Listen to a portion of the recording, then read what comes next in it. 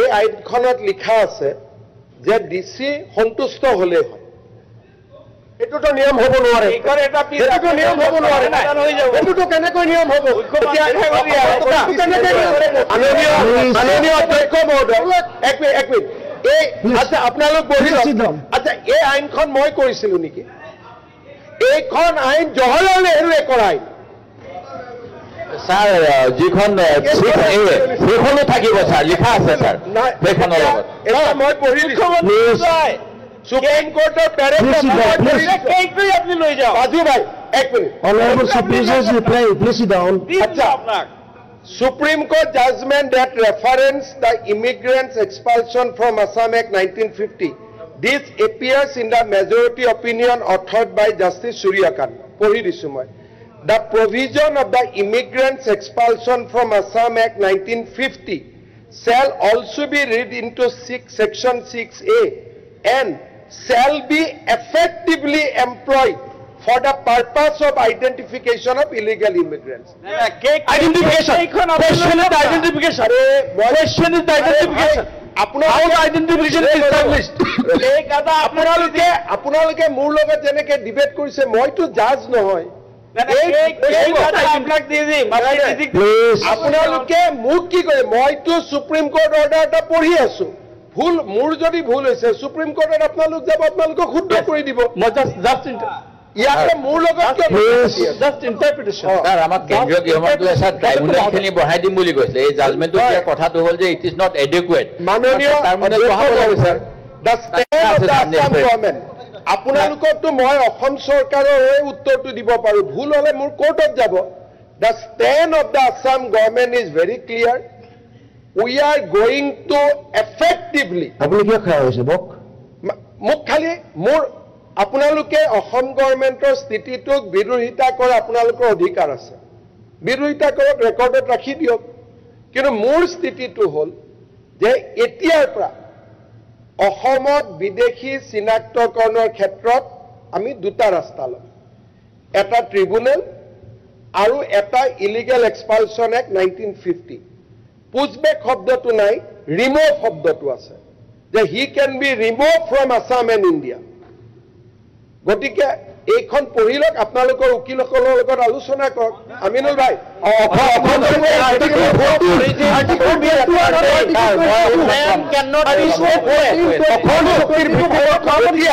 মই আৰু এটা বেলেগ লাইনত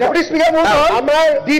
এক মিনিট আপোনালোকে ক'ব ইমান থাকো 21 ক'ত যাব আৰু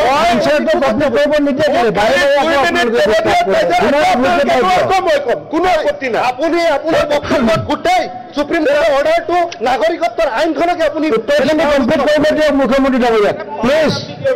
অসম চুক্তিৰ ভিত্তিবৰ্ষৰ কথাটো আপুনি উল্লেখ কৰক কৰি আছো অসম চুক্তিৰ ভিত্তিবৰ্ষ নিদিয়ে আকৌ মাজত কেনেকে এটা ডাঙৰ কথা এটা ক'ব খুজিছো ৰফিকুল চাহাবৰ কথা ৰফিকুল ইছলাম সাহেবে ইমান দেৰি আগতে এটা বৰ আপুনি ডাঙৰ পইণ্ট ক'লে আপুনি কৈ গম পাইছে নে নাই যে আপুনি ক'লে বুলি কথাটো আপুনি এটা ডাঙৰ কথা ক'লে নাগৰিকত্ব সন্মান মূল্যৱান সম্পদ ক'লেনে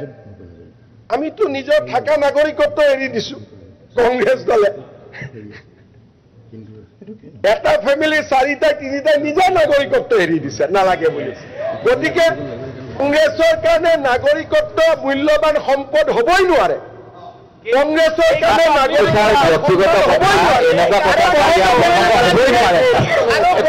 বাংলাদেশ পাকিস্তান বিদেশী নাগৰিকৰ কথা কৈছে নাগৰিকত্বটো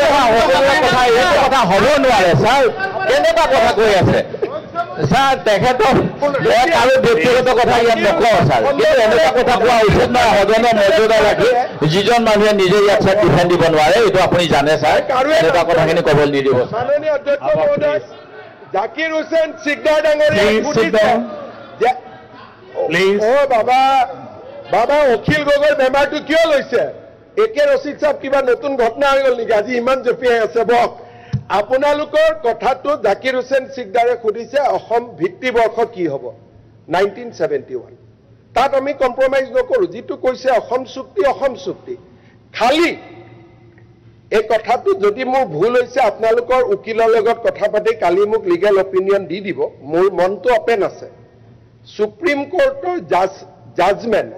যাক আপোনালোকে আদৰণি জনাইছে বিৰোধিতা কৰা নাই আপোনালোকে আদৰণি জনোৱা জাজমেণ্টটোত লিখা আছে যে অসম চৰকাৰে এতিয়াৰে পৰা চেল উইল নহয় মে নহয় ইলিগেল এক্সপালছন এক্ট 1950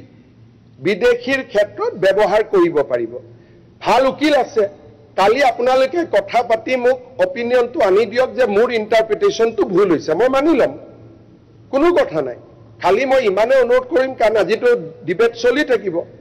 আজি ৰাতি কোনোবা এজন ভাল উকিলৰ তাত যাওক কথা বতৰা পাতক পাতি ৰিটেন অপিনিয়ন এটা মোক আনি দিয়ক যে সুপ্ৰিম কোৰ্টে কোৱা কথাটো মই কোৱাটো ভুল মানুহ মাত্ৰেই ভুল হয় কিন্তু যেতিয়ালৈকে মই শুদ্ধ বুলি ভাবি থাকিম পুছবেক চলি থাকিব আৰু যিদিনা Uzbek is against international declaration of human rights. The man cannot be stateless. He is the head of the state. Thank you. He cannot go against the international Place of origin should be ascertained. একদম And the country should accept. Chairman সাহেব Please. Second ৰাস্তাটো হৈছে মোক ইয়াত হৰুৱাই দিয়ক দুটা এটা হল হয় জাজমেণ্টটো ভুল বুলি প্ৰমাণ কৰি দিয়ক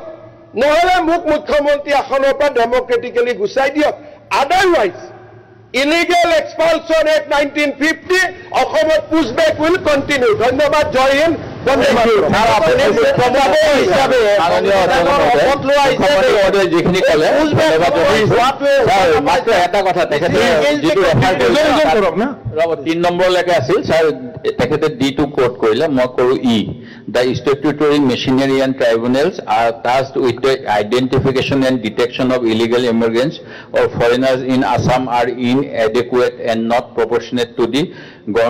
requirement of giving time-bound effect to the legislative object of Section 6A.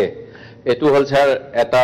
কথা হেগতিকে স্যার কেন্দ্ৰীয় গৃহমন্ত্ৰীয়ে ঘোষণা কৰিছিল এনআৰসি হোৱাৰ লগে লগে দুখন ট্ৰাইব্যুনেল দিব হেগতিকে স্যাৰ ট্ৰাইব্যুনেলখিনি আমাৰ ল'ব লাগে মুখ্যমন্ত্ৰী মহোদয়ে সেই ক্ষেত্ৰত কেন্দ্ৰ চৰকাৰৰ লগত যোগাযোগ কৰিব লাগে যাতে চুক্তি অনুসৰি অসমৰ পৰা বিদেশী বাহিৰ হ'ব পাৰে ঠিক আছে sir point of order sir এটা কথা point of order though the constitution uses the phrase procedure established by law not due process of law like in the US constitution হেকাৰণে স্যাৰ যেটো কেছ আছিল মেনকা গান্ধীৰ কেছ এটা আছিল হেগতিকে due process বা as per established law আৰু এই যে পুছবেকটো কথা কৈছে স্যাৰ পুছবেকটো যিখন এক্টৰ কথা কলে তাত নাই হেগতিকে ময়ো আকৌ অনুৰোধ কৰিছো যে নিয়ম অনুসৰি কৰক আপত্তি নাই বিদেশী মুক্ত অসম কৰক সেইখিনি আমাৰ দাবী আৰু অসম চুক্তিৰ কথা কি আপুনি কৰি দিয়ক ঠিক আছে স্যাৰ